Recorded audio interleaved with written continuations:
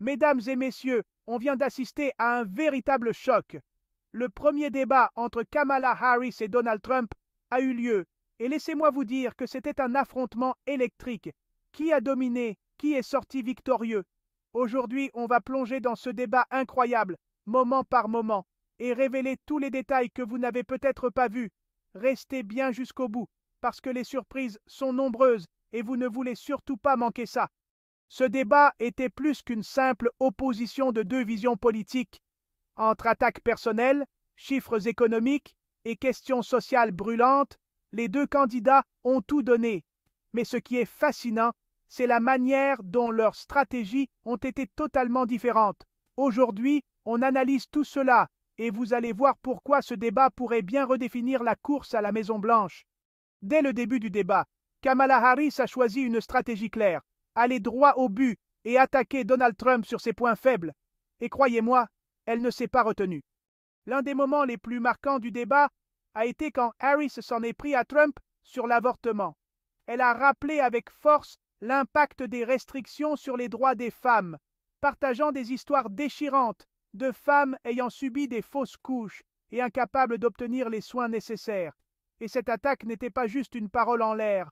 Harris a su jouer sur l'émotion, ce qui a particulièrement résonné chez les électeurs indécis, et surtout les femmes. Mais Harris n'a pas attaqué uniquement sur l'avortement.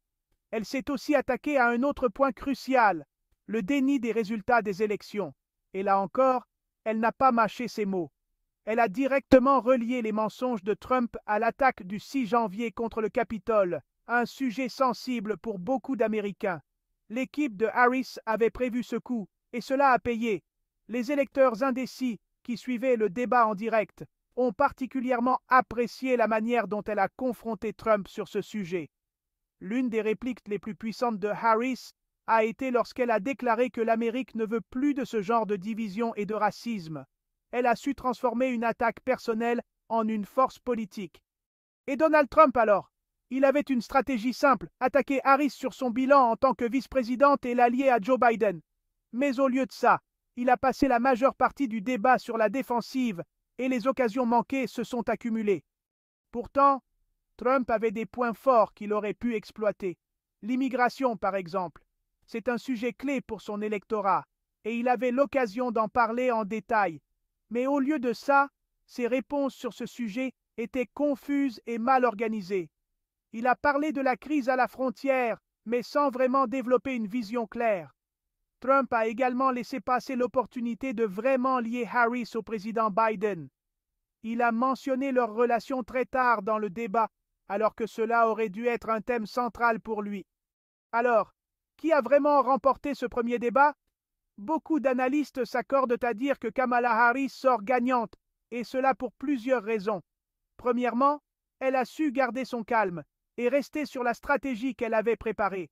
Mais surtout, elle a réussi à captiver l'attention des électeurs indécis, notamment sur des sujets aussi cruciaux que l'avortement, l'économie et les droits des femmes.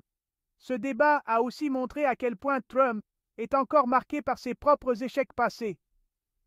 Plutôt que de se concentrer sur les solutions à offrir pour l'avenir, il a passé beaucoup de temps à se défendre sur des questions comme l'économie ou le 6 janvier.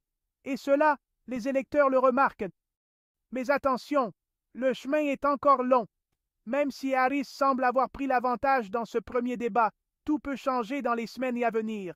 Trump est connu pour rebondir après des performances mitigées. Les prochains débats seront décisifs. Alors, que va-t-il se passer maintenant?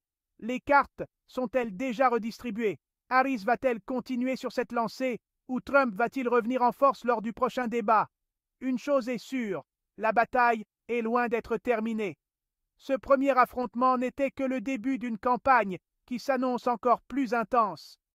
Abonnez-vous à la chaîne, activez la cloche pour être au courant de chaque rebondissement et laissez un commentaire. Qui, selon vous, a remporté ce premier round? Harris, avec ses attaques chirurgicales, ou Trump, malgré ses moments plus chaotiques? Merci d'avoir regardé.